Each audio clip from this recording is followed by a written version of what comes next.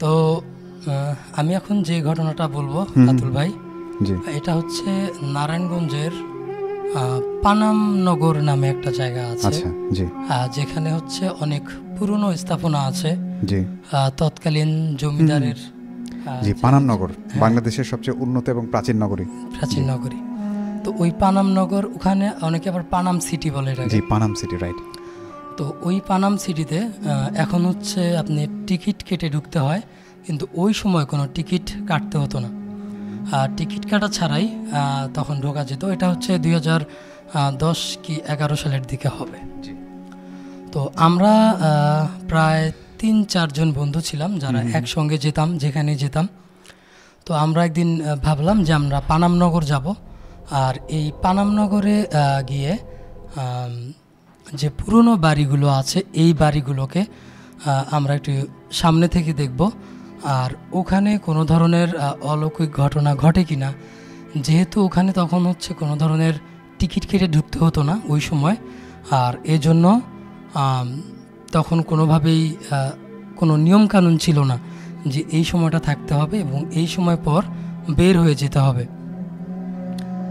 তো যখন ওই সময়টা হচ্ছে বের হয়ে যেত মানুষ এখন, আর ওই সময়টা মানে 2012 সালের দিকে মানুষ যতক্ষণ ইচ্ছা ততক্ষণ থাকতে পারতো। তবে তখন থেকে একটা ছিল যে পুরনো যে বাড়িগুলো আছে ওখানে, ওই বাড়িতে মানে রাত্রে থাকা যাবে না বা ওই বাড়িগুলোতে ওঠা যাবে না, কারণ ওই বাড়িগুলো এতটাই পুরনো আর এতটাই জরাজীর্ণ, যদি ওই বাড়িতে দোতলায় বা উপরে ওঠেন তাহলে এটা ভেঙে পড়ার সম্ভাবনা আছে। তো এই কারণে ওই বাড়িগুলোতে ওঠা একদম নিষেধ ছিল, উপরে ওঠা। তো আমরা যখন 2012 সালে, যেহেতু আমাদের বয়স অনেক কম, আমরা যে কজন গিয়েছিলাম আমরা সন্ধ্যার পরে ওখানে থেকে গেলাম যে আমরা একটু দেখব যেখানে আসলে কি কি হয়। তো আমরা ওখানে যাবার পর 2টা বাড়িতে উঠি, কিন্তু ওখানকার যে স্থানীয় লোকগুলো ছিল ওরা অনেক চিল্লাচিল্লি করছিল যে এই বাড়িতে এগুলো তো ওঠা যাবে না, এগুলো নর্মাল, যে কোনো সময় এগুলো ভেঙে পড়তে পারে। তো তারপরও আমরা ওগুলো শুনে মানে সন্ধ্যার আগ পর্যন্ত কোনো বাড়িতে আর ঢুকি না, কিন্তু সন্ধ্যার পর ওখানে একটা বিশাল বড় পুকুর আছে। ওই পানাম সিটির শেষের দিকের যে বাড়িগুলো আছে এগুলো প্রায় 3 তলা পর্যন্ত বাড়ি আছে, 3 তলার বেশি বড় নেই ওখানে বাড়ি, 3 তলায় একদম লাস্ট। তো আমরা ওখানে যাই এবং যাওয়ার পর ওই পুকুরের পাশেই থাকি, এবং যখন সন্ধ্যা নামে তারপর আমরা ওখান থেকে ওই বাড়িগুলোতে ঢোকার জন্য ভিতরে চলে যাই। তো যাওয়ার পর প্রথম আমরা একটা বাড়ি যেটা দেখি, ওই বাড়িটাতে একদম 3 তলা একটা বাড়ি ছিল, আর ওই বাড়িগুলোর আশেপাশে আরও অনেক বাড়ি ছিল। তো আমরা ওই 4 জন একসাথে ওই বাড়িতে ঢুকি। তো ঢোকার পর মোটামুটি মানে একতলা দিয়ে ঢোকার কোনো অবস্থাই ছিল না। তো একতলা দিয়ে আমরা মানে প্রথম যে মেইন যে দরজাটা থাকে এটা দিয়ে আমরা ঢুকতে পারিনি। ওই দরজাগুলো হচ্ছে একদম ইট দিয়ে সিলগালা করে দেওয়া হয়েছে, মানে লিখেও দেওয়া হয়েছে যে এখানে যারা প্রবেশ করবেন মানে প্রবেশ করে নিষেধ, এই জন্য। তো ওর পাশেই একটা আবার বড় একটা গাছ ছিল, গাছ ছড়ানো একটা গাছ। আমরা কি করি, ওই গাছটা দিয়ে ওই বাড়িটার একদম ছাদে উঠে যাই। আচ্ছা, ছাদে ওঠার পর আমরা খুঁজছিলাম যে এই বাড়িতে ঢোকার কোনো রাস্তা আছে কিনা। তারপর আমরা হচ্ছে সবার ফ্ল্যাশগুলো জ্বালাই।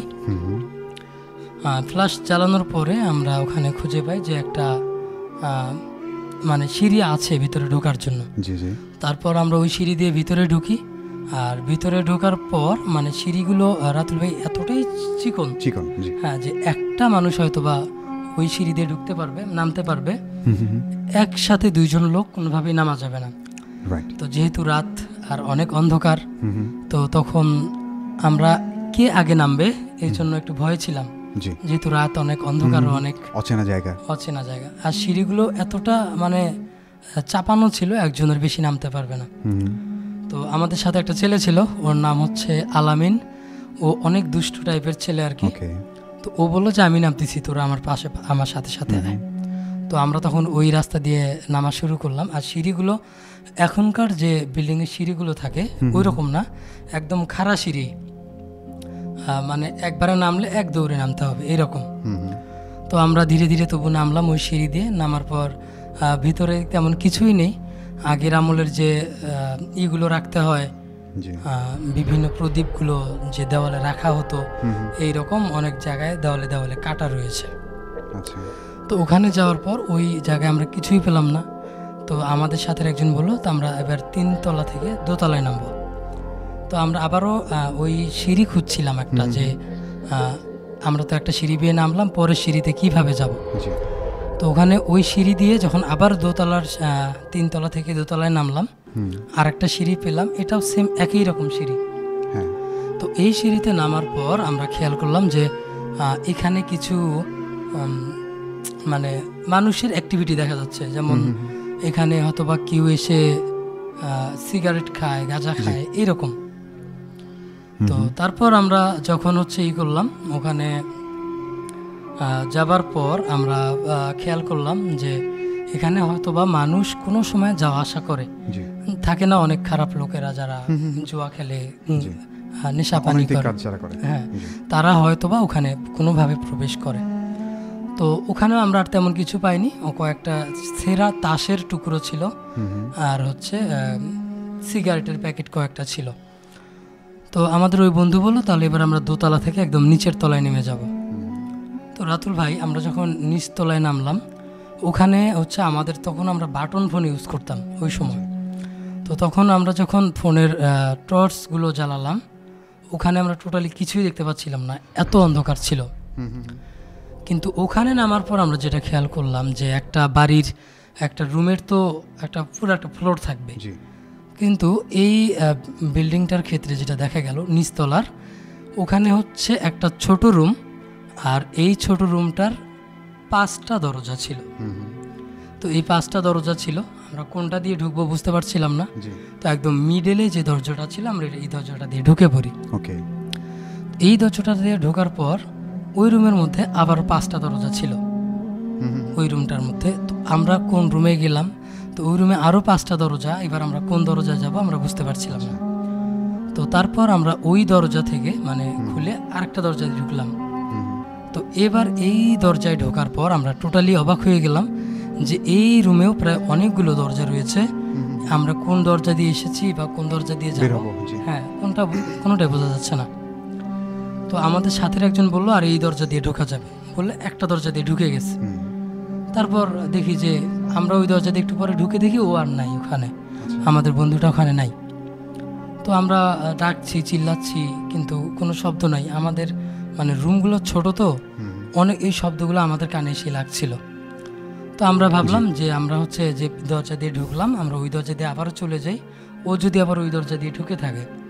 তো ওখানে গেলাম, যাওয়ার পর দেখি যে না, ওখানে ও নাই। তো আমরা একটু ভয়ে পড়ে গেলাম যে আমাদের সাথের একজন কোন দরজা দিয়ে কই গেল এই রাতের বেলা। তো একটু পরে দেখলাম যে আমাদের পিছনের যে দরজাগুলো আছে ওই দরজা দিয়ে আমাদের বন্ধু আমাদের সামনে চলে আসলো। তো সামনের দরজা দিয়ে যে ঢুকলো, ও আবার আমাদের পিছনের দরজা দিয়ে আসলো কিভাবে? তো আমাদের সাথে একজন ভাবলো যে হয়তো বা আমাদের ওটা বন্ধু না, এটা অন্য কেউ হতে পারে। তোকে বললো এই তুই তো আমাদের বন্ধু না, বল তুই কে?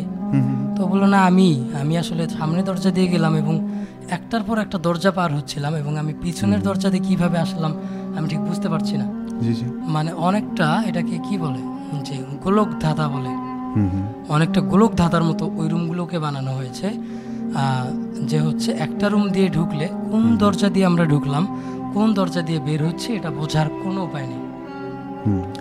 তো আমরা ওখানে একটা গোলক ধাঁধার মধ্যে পড়ে গেলাম। আমরা অনেক চেষ্টা করছি ওখান থেকে বের হওয়ার জন্য, কিন্তু কোনোভাবেই বের হতে পারছি না।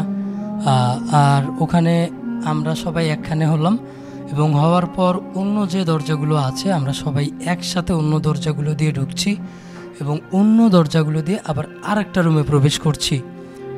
তো একটার পর একটা রুমে আমরা প্রবেশ করছি, কোনোভাবে বোঝার উপায় নেই যে আমরা কোন রুম থেকে কোন রুমে যাচ্ছি। তো আমরা ওখানে একটা একদম ভয়ের মধ্যে পড়ে গেলাম, আতঙ্কিত হয়ে গেছি সবাই যে আসলে এই গোলক ধাঁধা থেকে আমরা বের হতে পারবো কিনা। তো এক সময় আমরা যেটা জানি যে হচ্ছে ওই গোলক ধাঁধাগুলো এমনভাবে তখনকার সময়ের মানুষেরা বানাতো যে শত্রুপক্ষ যদি কোনোভাবে ওই রুমগুলোতে ঢুকতো তাহলে ওই রুমগুলো থেকে আসলে কোনোভাবেই বের হওয়া সম্ভব না। তো আমরা অনেক ভয় পেয়ে গেছি যে এখানে আসলে আমাদের সাথে কি হবে, আমরা কখনো বের হতে পারবো কিনা, এমন একটা ভয় আমাদের মধ্যে কাজ করছিল। তো হঠাৎ করেই পাশের রুমে আমরা কান্নার শব্দ শুনতে পেলাম।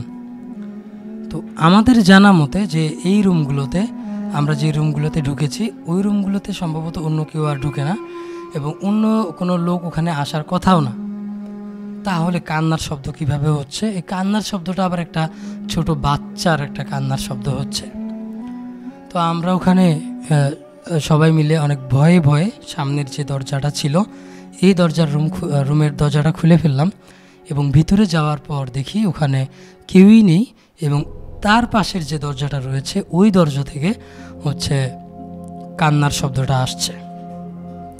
তো আবার আমরা পাশের ওই দরজাটা খুললাম এবং খোলার পর ওখানে দেখলাম যে কেউ একজন ওই যে ওখানের দরজাগুলোর যেরকম সিস্টেম আপনাকে একটু বলে নিই।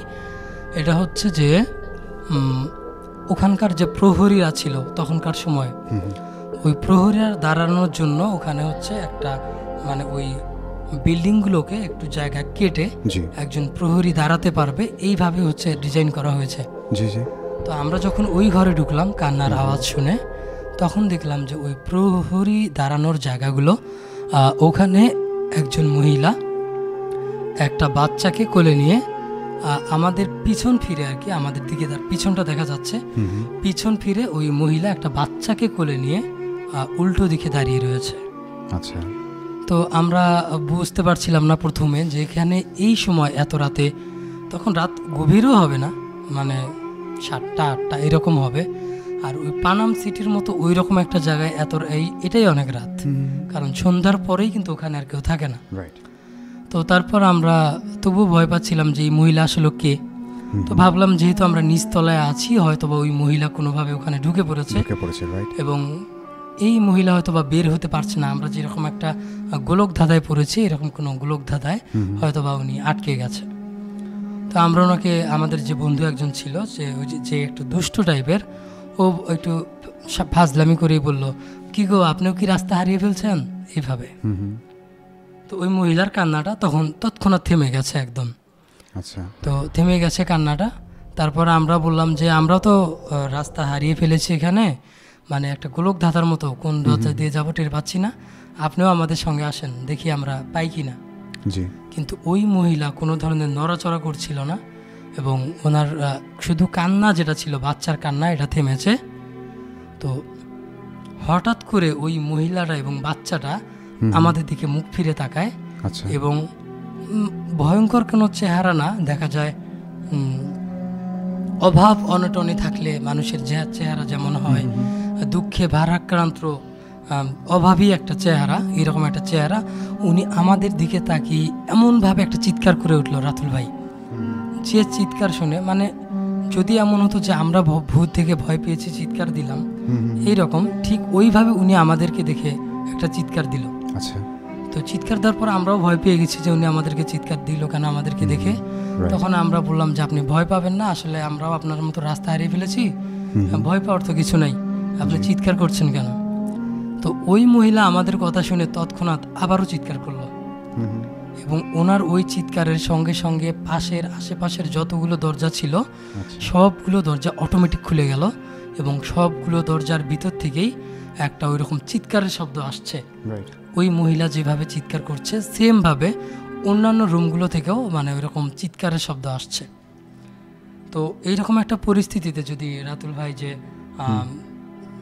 একটা এক এক রকম চিৎকার এক এক রুম থেকে আসছে, আমরা ওই কয়জন মানে যে 4 জন ছিলাম টোটালি আতঙ্কিত হয়ে পড়ি এবং ভয় পেয়ে যাই। আসলে মানে তখন আমরা দৌড়াদৌড়ি করতে থাকি যে কোনোভাবে হোক আমাদের এখন এখান থেকে বের হয়ে যেতে হবে, এতটা আতঙ্কিত হয়ে যাই। এক রুম থেকে আমরা আরেক রুমে যাই। এই অবস্থায় আমরা করি কি এক একজন এক এক রুমে চলে যাই। আচ্ছা। মানে সবাইকে হারিয়ে ফেলেছি, মানে ভয়ে। হ্যাঁ ভয়ে। তো যখন আমরা দৌড়াচ্ছিলাম হঠাৎ করে আমার মনে হলো যে আমার সাথে যে ছিল ও কোথায়, সে দেখলাম যে আসলে আমার সাথে কেউই নেই টোটালি।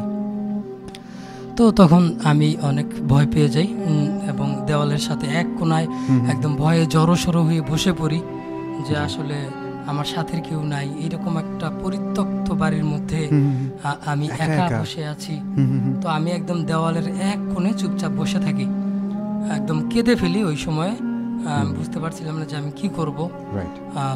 আমার বন্ধুদের কারো কোনো সারা শব্দ নাই, হয়তো ওরাও ভয় পেয়েছিল। তারপর হঠাৎ করে আমার কাঁধের মধ্যে একটা স্পর্শ অনুভব করি। আচ্ছা। যদিও আমি দেয়ালের সাথে লেগে বসে আছি, একটা গরম নিঃশ্বাস আমার কাঁধের উপর পড়ছিল, যেটা আমি অনুভব করছিলাম। এবং আমার যে কাঁধে একটা হাত পড়েছে এবং এই হাতের স্পর্শটা একদম ঠান্ডা ছিল। আমি তখন আস্তে আস্তে চেষ্টা করছিলাম যে আমি ঘুরিয়ে দেখব যে আমার পাশে কে আছে, কিন্তু আমি ঘুরিয়ে দেখতে পাচ্ছিলাম না। মানে একদম ভয় পেয়ে যাচ্ছিলাম, মানে ভয়ে আমি যে মাথাটা ঘুরিয়ে দেখব যে আমার পাশে কে আছে, হ্যাঁ, এটাও দেখার মতো সাহস পাচ্ছিলাম না। তো তারপর আমি তারপরও সাহস করে যখন ঘুরিয়ে দেখলাম, দেখি যে ওই মহিলাটা, যে মহিলাটি চিৎকার করেছিল একটা বাচ্চা কোলে নিয়ে, ওই মহিলা এবং ওনার বাচ্চা যে কোলে আছে, একদম ভয়ঙ্কর একটা চেহারা। ওনারা দুইজনই চোখ বড় বড় করে আমার দিকে তাকিয়ে আছে। তো ওই অবস্থায় আমার কিছু বলার নেই, একদম বোবা মানুষের মতো আমি ওখানে একদম চুপচাপ ওনাদের দিকে তাকিয়ে থাকি। মানে হতবাক হয়ে গেছি যে এনাদের থেকেই তো পালিয়ে আমরা এক একজন এক এক দিকে গেলাম, তাহলে উনি আবার এখানে কিভাবে আসলেন? ওই মুহূর্তে ওই মহিলা আবারও একটা বিকট শব্দে চিৎকার করে, মানে আমার মুখের সামনে আমার দিক তাকিয়ে। তো ওই চিৎকারে আমি প্রচণ্ড ভয় পেয়ে যাই এবং ওখানেই আমার সেন্স হারিয়ে যায় এবং সঙ্গে সঙ্গে আমি ওখানে অজ্ঞান হয়ে যাই। তো যখন আমার জ্ঞান ফেরে, তো আমরা ওই রুমে যেভাবে ঢুকেছিলাম আর কি, যে গাছ দিয়ে উপরে ওটা ছাদ দিয়ে ঢুকেছিলাম এই চিপা দরজা দিয়ে, তো ওখানে যখন আমার জ্ঞান ফিরে তখন দেখি যে আমার যে বন্ধুরা আমার সাথে ছিল ওরা ওই ছাদের উপরেই এক একজন এক এক দিকে ছড়িয়ে ছিটে আছে। আচ্ছা। মানে সবাই হয়তো ঘুমাচ্ছে বা অজ্ঞান হয়ে আছে এইভাবে। তো সকাল হয়ে গেছে, রোদ পড়ছিল চোখে, আমি উঠে বসলাম, তখনও বুঝতে পারছিলাম না যে আমি আসলে কোথায় আছি এখন। তারপর যখন চোখ মিলে তাকালাম, দেখি যে ওরা এক একজন এক একখানে পড়ে আছে। তারপর সঙ্গে সঙ্গে আমি উঠে ওদেরকে ছড়ে ঝাঁকাতে থাকলাম এবং ওরাও আমার দিক তাকালো। তারপর আমি ওরা কিছুটা ধাতস্থ হলো যে আসলে আমরা কোথায় আছি দেখছিলাম। তারপর ওদেরকে বললাম যে আসলে কালকে রাতে যে ঘটনা ঘটেছিল, এটা কি আমরা আসলে স্বপ্ন দেখলাম নাকি সত্যি ঘটেছিল। তখন রাতুল ভাই ওরা আমাকে যে ঘটনাটা বলল সেটা আসলে কিভাবে ব্যাখ্যা করবো আমি জানি না। এটা হচ্ছে যে আমার সাথে যে ঘটনাটা ঘটেছিল, ওই মহিলা পরবর্তীতে আমার পাশে আমার কাঁধে হাত রেখেছিল এবং চিৎকার করেছিল, সেম ঘটনা, সেম আমার যে বন্ধুটা তিনজন ছিল ওদের সাথে একইভাবে ঘটেছিল। মানে ওদেরকেও ঠিক একইভাবে কাঁধে হাত রাখে এবং যখন তারা পিছন ফিরে ওই মহিলার দিকে দেখে সঙ্গে সঙ্গে বিকট চিৎকার করে এবং তারপরেও আমার ওই বন্ধুরাও অজ্ঞান হয়ে যায়, জ্ঞান হারিয়ে ফেলে। মানে আমরা যেখানেই গেছি, যেখানেই ছিলাম, ওই মহিলা তখনই ওই রকম শব্দটা করেছে। আচ্ছা, মানে এখানে প্রশ্নটা হচ্ছে আপনারা এক একজন ছিলেন এক এক ঘরে এক এক জায়গায়, কিন্তু মানে যদি ভয় দেখায় এটা কি সে কি বহুরূপী ছিল? মানে এটা আসলে বিষয়টা যেমন বহুরূপী ছিল নাকি একজনই সে সবার জায়গায় একসাথে বিচরণ করছিল আমার সাথে? এমনিতে তো ভয়ের বিষয় এটা, কিন্তু এইভাবে একটু ভেবে দেখেন, যেমন ওপাশে ক্যামেরার ওপাশে শাহাদুল আছেন, কৃষ্ণকপল দাদা আছেন, এপাশে আমি আপনি আছি এবং আমরা চারজন চার জায়গায়, একই ঘটনা একইভাবে প্রত্যেকের সাথেই ঘটছে। তাহলে ওই মহিলাই আমাদের চারজনের সাথে একই সময় স্টে করছে, এরকম ব্যাপারটা। তাহলে একজনই একই সময় চারজনের কাছে আছে, বহুরূপের মতোই অনেকটা ব্যাপার। উনি একাই চারজনের রোল প্লে করছে এরকম। তারপর এটাও যদি হয়, তো আমরা যে চারজন একসাথে জ্ঞান হারিয়ে ফেললাম বা একটু আগে পরেই হারিয়ে ফেললাম, আমাদেরকে পরবর্তীতে ছাদে কে নিয়ে আসলো, এটা একটা ঘটনা। যেহেতু আমরা এক একজন এক এক রুমে পড়ে গেছিলাম, অজ্ঞান অবস্থায় তো আমরা নিজেরা রাস্তা খুঁজে ছাদে আসতে পারবো না, তাহলে আমাদেরকে ওখানে ছাদে কে নিয়ে আসলো। তারপর আমরা যখন এইভাবে আলোচনা করছিলাম এবং আমরা সবাই বুঝতে পারলাম যেটা একটা প্যারানর্মাল ঘটনা এবং আমরা ওখান থেকে নামার চেষ্টা করছি, দেখলাম যে পুরো শরীরে প্রচন্ড ব্যথা এবং এই ব্যথা একদম সবার শরীরেই ছিল। তো অনেক চেষ্টা করলাম, অনেক কষ্টে ওখান থেকে নামলাম। আচ্ছা। তো নামার পর ওই যে পানাম সিটি, ওই বিল্ডিংটা এখনো আছে ওখানে এবং এই বিল্ডিংটার ওটা সম্ভবত উত্তর সাইডে একটা লেকের মতো আছে, একটা লেক। পুকুরের বাম সাইডে জি একটা লেক আছে, ওই লেকের ওখানে একজন বৃদ্ধ আর কি একটা নৌকা নিয়ে সম্ভবত মাছ মারছিল। তো উনি আমাদেরকে ওই গাছ থেকে নামতে দেখে অবাক হয়ে গেল এবং আমাদেরকে ডাক দিল যে এদিকে আসো, ব্যাপার কি, তোমরা এখানে কি করছো? হ্যাঁ তো আমরা সব ঘটনা ওনাকে খুলে বলি যে এই ঘটনা আমাদের সাথে ঘটেছে, আসলে এটা আমাদের সাথে ঘটেছে কিনা বা আমরা স্বপ্ন দেখলাম কিনা, বা স্বপ্ন দেখলেও চারজন তো আর একসাথে একসাথে স্বপ্ন দেখার কথা না। একই স্বপ্ন। জি জি তো ওনাকে বলার পর উনি যেটা বললো যে এই বাড়িগুলো যখন তৈরি করা হয়, মেইন একটা বাড়ি ছিল রাজার, ওই জমিদারের, তো নবাবের আর কি, ওই নবাবের একটা বাড়ি ছিল। আর বাকি যে বাড়িগুলো ছিল বেশিরভাগ বাড়িগুলো ছিল গোলক ধাঁধার মতো। জি ওই বাড়িতে আমরা ভাবছি যে আমরা একতলায় ছিলাম, এটা আসলে একতলা না, এটা একটা আন্ডারগ্রাউন্ড ছিল। হ্যাঁ, আন্ডারগ্রাউন্ড। আর এটা হচ্ছে একটা গোলক ধাঁধার মতো তৈরি করা। যদি হচ্ছে কোনো শত্রুপক্ষ কোনোভাবে আক্রমণ করে, ওখানে শুধুমাত্র তখনকার যে নবাবের যে লোকজনেরা তারা বুঝতে পারবে যে কোন ঘর থেকে কোন ঘরে যেতে হয়। কিন্তু একটা অপরিচিত লোক যদি কোনোভাবে ওই ভুলভুলাইয়ার মধ্যে বা গোলক ধাঁধার মধ্যে ঢোকে, তাহলে ওখান থেকে বের হওয়া একদম টোটালি অসম্ভব। তো যাই হোক, আমাদেরকে বললো যে অনেকেও অনেক সময় ওখানে গেছে, এবং একটা মহিলা ছিল যে থাকার জায়গা ছিল না, ওই মহিলা তার বাচ্চাকে নিয়ে ওখানে ঢুকে পড়ে এবং পরবর্তীতে উনি আর বের হতে পারেনি। আচ্ছা। তো ওখানে যে পুরনো যারা লোক আছে ওনারা অনেক কষ্টে খুঁজে পরে ওনার লাশটা বের করতে পারে, একদম পচা গলা গন্ধ একটা লাশ বের করে ওনারা, বাচ্চাটার এবং বাচ্চার মায়ের। আর তারপর থেকে ওখানে হচ্ছে ওই বাচ্চার মা এবং বাচ্চার মায়ের কান্না শোনা যায়। এরপর থেকে এই ঘটনার পর থেকে এই ঘটনার পর থেকে এই ঘটনাগুলো ঘটে।